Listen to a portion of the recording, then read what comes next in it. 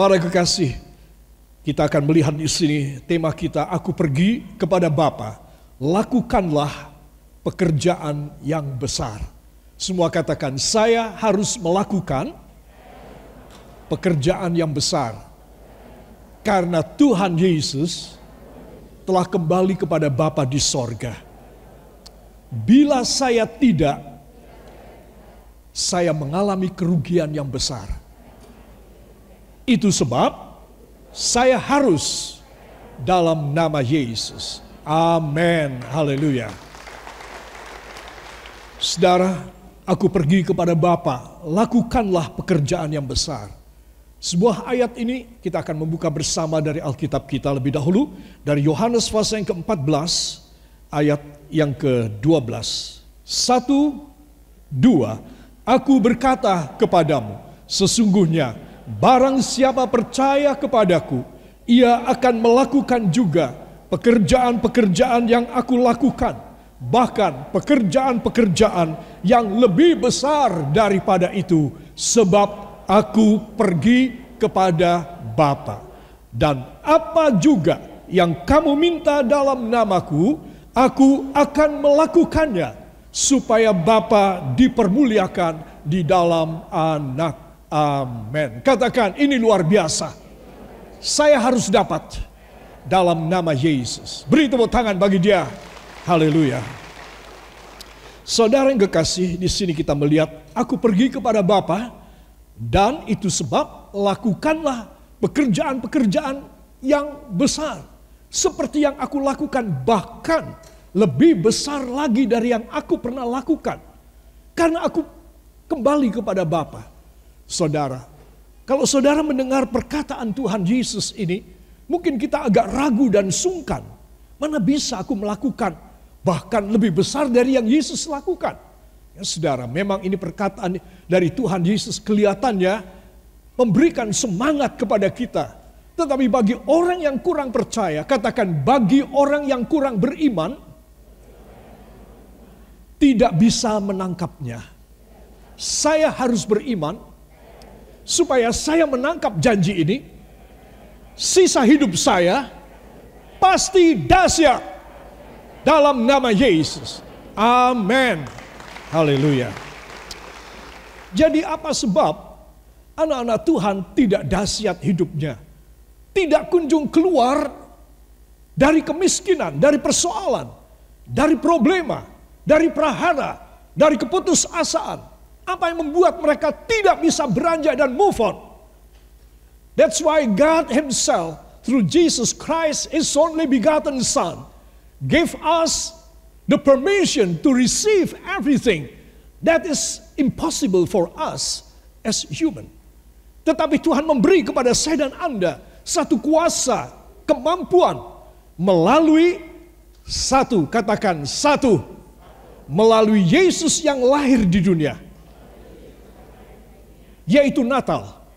2, melalui Yesus yang disalibkan dan berkorban, yaitu Paskah. 3, melalui Yesus yang dibangkitkan. Dan 4, melalui Yesus yang naik ke sorga. Ayo tangan saudara. Dan 4, melalui Yesus yang naik ke sorga. Ayo, gak boleh turun. Ya, yang naik ke sorga. Beri tepuk tangan bagi dia. Haleluya.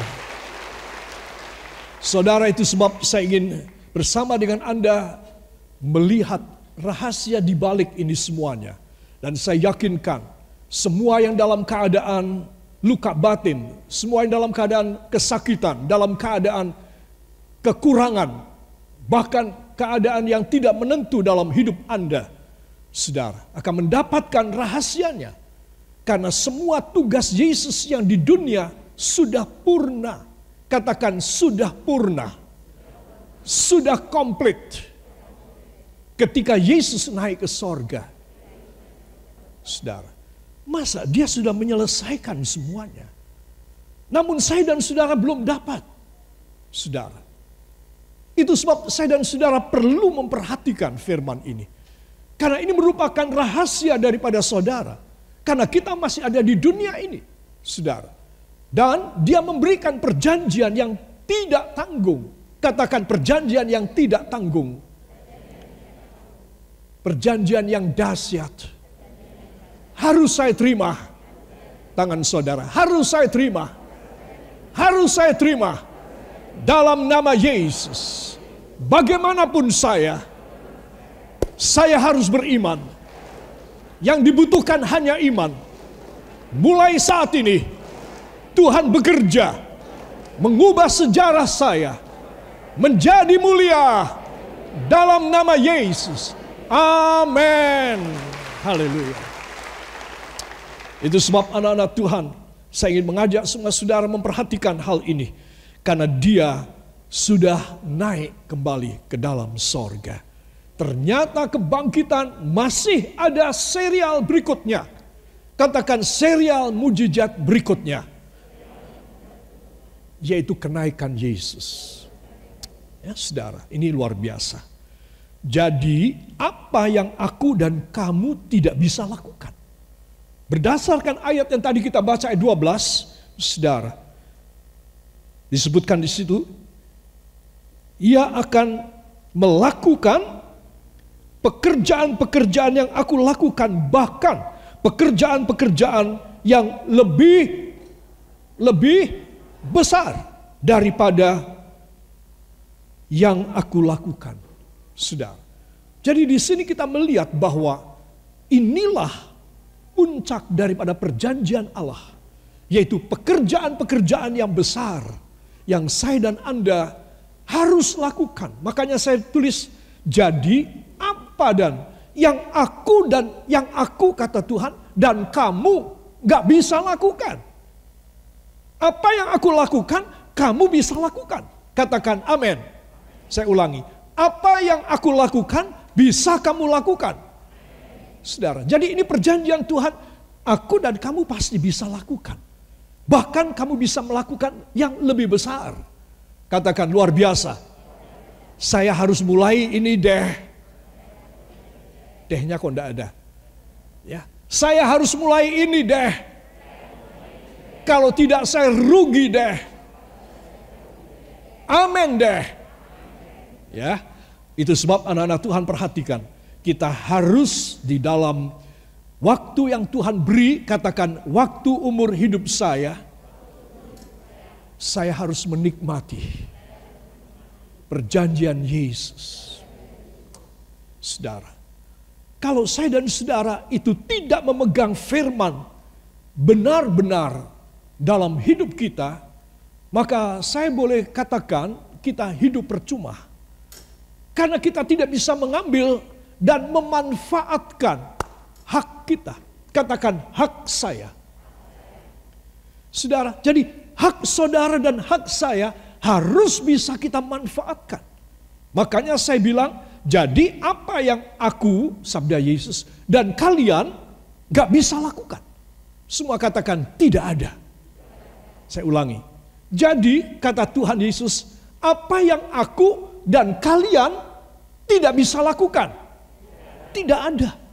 Katakan berarti saya pasti bisa. Perkara-perkara yang besar harus saya raih semasa saya hidup dalam nama Yesus. Amin. Haleluya. Saudara yang kekasih, itu sebab saya ingin mengajak semua saudara untuk membaca yang di bawah ini. Yang membatasi kamu tidak bisa menerima. Artinya, kamu sudah ingin berbuat hal yang besar seperti yang aku firmankan dalam Yohanes 14:12. Namun kamu tidak bisa. Kamu sudah ngotot, kamu sudah beriman untuk melakukan. Entah kamu tidak dapat. Nah, saya perlu menulis di bawah ini. Yang membatasi, katakan yang membatasi saya terhadap Yohanes 14:12 adalah kehendak Tuhan. Saudara, ini luar biasa. Ya saudara. Sebab apa? Kalau semua orang bisa melakukan apa aja yang dia minta kepada Bapa di dalam nama Yesus, maka bisa jadi semua orang akan besar kepala, akan congkak, arogan, keras hati, saudara. Seperti orang-orang pada zaman dahulu, saudara, ketika mereka membangun menara yang tinggi, saudara, ingin mencapai sorga, karena mereka menganggap apa saja mereka bisa. Saudara yang kekasihi, semua katakan, namun tidak demikian. Ada yang membatasi saya. Sehingga Yohanes 14:12 tidak bisa terjadi pada saya. Yaitu kehendak Tuhan. Amin. Kalau kehendak Tuhan, saya minta apa? Nggak dikasih. Karena bukan kehendak Tuhan. Saudara. Jadi itulah yang membatasi kita. Coba kita akan membaca sebuah ayat dari 1 Korintus 4 ayat yang ke-6. Saya tidak ingin semua orang menjadi chauvinis, ataupun yang artinya chauvinis artinya paling berkuasa, paling bisa memerintah, dan tidak bisa digugat. Tidak. Ya, Alkitab memberikan kepada kita hak untuk menerima kuasa dengan S dan K. Katakan dengan S dan K. Yaitu syarat dan ketentuan. Ya, saudara, jadi kita tidak boleh takabur, ya, kita tidak boleh arogan. Karena kita walaupun kita boleh melakukan apa saja yang besar di dalam nama Yesus karena dia pulang ke rumah Bapa di sorga, namun kita tetap harus merendah. Ada di bawah daripada kehendak Allah. Amin. Jadi kita tidak boleh berdoa itu memerintah Tuhan. Berdoa itu mengharuskan Tuhan melakukan kepada kita. Ya, ayo kita baca. 1 Korintus 4 ayat yang ke-6. 1, kita mulai dari judulnya. 1, 2. Rendahkanlah dirimu. Saudara-saudara, kata-kata ini aku kenakan pada diriku sendiri dan pada Apolos karena kamu. Supaya dari teladan kami, kamu belajar apakah artinya ungkapan. Jangan melampaui yang ada tertulis, supaya jangan ada di antara kamu yang menyombongkan diri dengan jalan mengutamakan yang satu daripada yang lain. Katakan, ini luar biasa. Ini sungguh rohani. Saudara, kalau nggak ada ayat ini, semua orang, ya saudara, seenak mereka, semau mereka, saudara. Kita semau gue, tidak bisa. Walaupun Yohanes 14:12 mengatakan kamu akan melakukan pekerjaan-pekerjaan yang besar, bahkan lebih besar dari yang pernah aku lakukan. Saudara, semua katakan, namun ada batasnya. 1 Korintus 4 ayat 6. Saya tidak boleh melampaui yang tertulis. Saudara, apa yang tertulis, saudara? Yang tertulis adalah orang bilang, ya nasib deh. Suratan nasib. Ya, saudara, itulah yang tertulis. Bukan, yang tertulis adalah kehendak Allah yang tertulis di dalam firman ini. Katakan tulisan firman yang membatasi saya untuk saya merendahkan diri. Yang mau beri tepuk tangan bagi dia. Haleluya. Itu sebab tadi kita sudah baca, saudara, ya.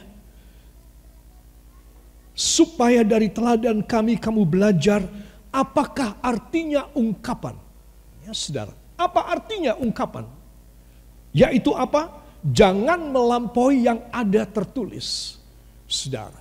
Jadi semua yang kita imani dan itu akan terjadi menurut iman kita Yohanes 14:12, kita tidak boleh overacting, kita tidak boleh overlapping dengan kuasa dari Allah. Kita harus merendahkan diri.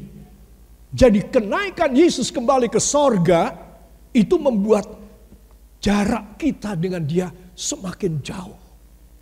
Sudah, jarak kita semakin jauh dengan dia. Kamu harus rendah hati. Rendahkan dirimu. Supaya apa yang sudah tertulis tentang kamu di dalam firman, dan juga apa yang sudah aku tetapkan bagi kamu, jangan kau lampaui, jangan kau lewatin. Kau harus ada di bawahku supaya aku bisa mengcover kamu. Akulah coveringmu. Katakan, Tuhan Yesuslah tudung covering saya, yang mengcover saya. Bila saya melonjak mengatasi dari apa yang tertulis, saya akan keluar dari tudung. Tuhan tidak akan bertanggung jawab karena saya tidak di cover.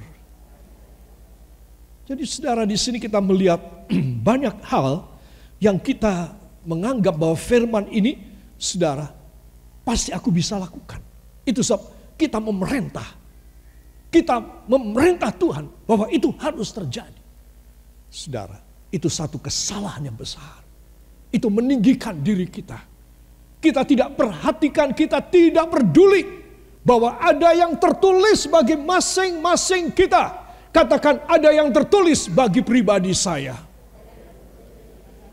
Saya harus menundukkan diri saya. Walau saya mempunyai hak.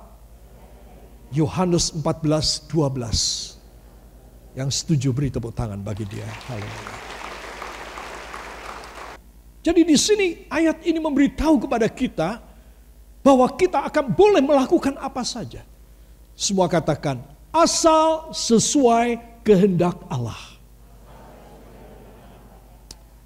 Bapa pasti mengadakan, pasti menjadikan dalam nama Yesus. Amin. Haleluya. Jadi kalau seorang dia tahu akan rahasia ini, saudara, maka dia beriman tetapi dia juga berserah. Katakan, saya harus beriman, namun juga harus berserah. Iman dan berserah membuat kehendak Allah yang sempurna. Amin. Haleluya. Jadi ini yang kita tidak boleh lupakan. Ya. Apakah kamu lupa ungkapan ini, peribahasa ini? Jangan melampaui apa yang sudah tertulis. Semua katakan, jangan melampaui apa yang sudah tertulis. Akan membuat saya tetap di bawah tudung covering Allah. Saya akan safe. Saya akan aman di dunia sampai ke sorga. Amin. Haleluya. Para kekasih, ini pendahuluan yang perlu saya sampaikan kepada Anda. Itu sebab dalam Yohanes 14 ayat 12, sekali lagi kita akan baca. 1, 2. Aku berkata kepadamu, sesungguhnya barang siapa percaya kepadaku, ia akan melakukan juga pekerjaan yang aku lakukan. Bahkan pekerjaan-pekerjaan yang lebih besar daripada itu. Sebab aku pergi kepada Bapa. Amin. Para kekasih, jadi berdasarkan Yohanes 14:12, saudara, katakan, itulah covering saya. Saya tidak boleh melampauinya. Supaya saya safe dalam nama Yesus. Beri tepuk tangan bagi dia. Haleluya. Saudara yang kekasih, peristiwa kenaikan Yesus ini adalah pendahuluan, ya, preambul dari pencurahan Roh Kudus.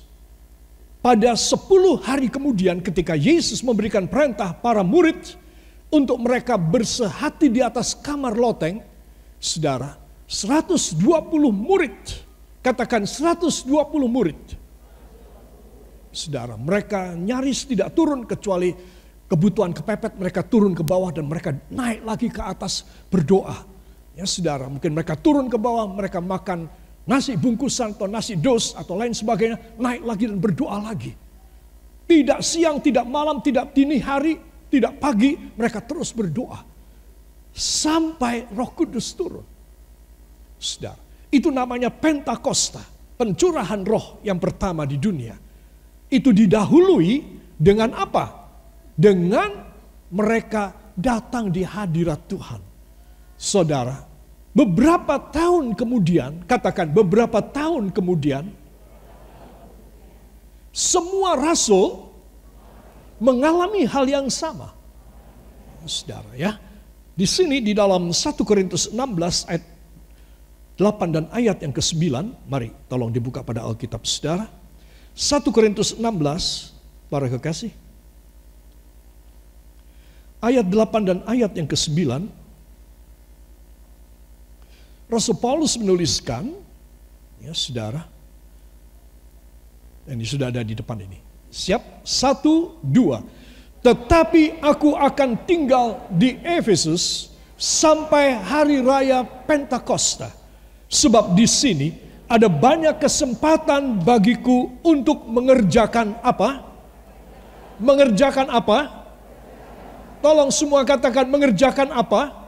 Pekerjaan yang besar dan penting. Ulangi, pekerjaan yang besar dan penting. Saya ingin yang ini. Dalam nama Yesus, saya merindukannya. Pekerjaan yang besar dan penting dalam nama Yesus terjadi dalam hidup saya. Amin. Hebat ya, hebat. Seluruh kitab-kitab suci di dalam Alkitab kita itu berkesinambungan semua, berkaitan semua. Ini kalau tidak dari roh yang satu. Penulisnya ada banyak, saudara. Ilham oleh Roh Kudus diberikan pada banyak orang untuk menuliskan. Tetapi semua pada satu orkestrasi yang harmoni. Orkestrasi daripada apa yang Allah Bapa telah memberikan kepada kita manusia. Dari sejak pernyataan dari Allah kepada gadis perawan Maria. Bahwa dia akan mengandung dari Roh Kudus. Sampai dengan Yesus di atas bukit terangkat pelan-pelan naik ke sorga. Dan kemudian awan melenyapkan dia dari pandangan semua orang. Dan muncul dua malaikat di bawah awan. Memberitahu, hai orang-orang Galilea, mengapakah engkau memandang ke atas? Karena Yesus yang telah naik ke sorga akan turun kembali ke bumi. Seperti yang kamu lihat. Nah, dari Yesus mulai dikatakan Annunciation, bahwa gadis Maria akan hamil akan mengandung dari Roh Kudus sampai dia naik kembali. Ini satu orkestrasi yang dahsyat sekali. Saya suka mendengar musik orkestra dari saya masih belia, masih anak-anak, saudara. Dan itu mengagumkan sekali, sehingga itu membuat sesuatu yang indah, yang luar biasa. Penciptanya kebanyakan dari orang-orang dari abad 18. Abad 19, sedikit sekali yang abad 20, mereka hanya merevisi, mereka hanya membuat sesuatu pembaharuan, modifikasi saja. Tetapi itu semuanya luar biasa indahnya. Yesus memberikan kepada kita. Kalau saya dan Anda tidak kelewatan satu poin pun dari orkestrasi ilahi ini dalam hidup kita, maka kita akan bisa menikmati hidup yang sangat harmoni dan sangat indah. Kenapa hidup tidak indah? Karena ada sesuatu yang tidak berfungsi dalam hidup kita secara rohani. Sesuatu yang kita ogah-ogahan, wegah aku. Saya tidak mau. Seperti tadi saya katakan, peniup pikolo, suling yang kecil, dia pikir, tidak ada gunanya. Yang lain suaranya bagus-bagus, gede-gede semua, bergaung semua. Aku cuma kecil aja. Aku tak etok-etok aja, nempel di bibir. Makanya itu ada ungkapan lip service. Karena cuma ditempel di bibir, tapi nggak ditiup. Saudara. Jadi kalau saya dan saudara tidak mendapat apa yang menjadi perjanjian dari Tuhan, saudara, maka saya dan saudara, kita akan kena tegur. Kenapa kamu? Kamu ada yang lalai di sini. Kamu ada yang tidak kamu kerjakan di sini. Kamu ada yang acuh tak acuh di sini. Kamu merasa jemu dan bosan di sana. Kamu merasa tidak berguna karena ini. Kamu membutuhkan semuanya dan semua harus aktif secara rohani di hadapan hadiratku, anakku. Supaya hidupmu indah, supaya hidupmu harmoni, supaya hidupmu penuh dengan kemuliaanku.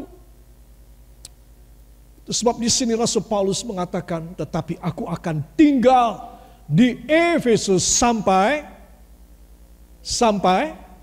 hari raya Pentakosta. Sampai hari raya Pentakosta. Apa artinya?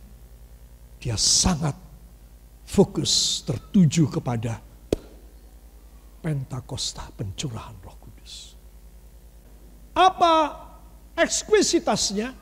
Lihat, sebab ada banyak kesempatan bagiku untuk mengerjakan pekerjaan yang besar dan penting.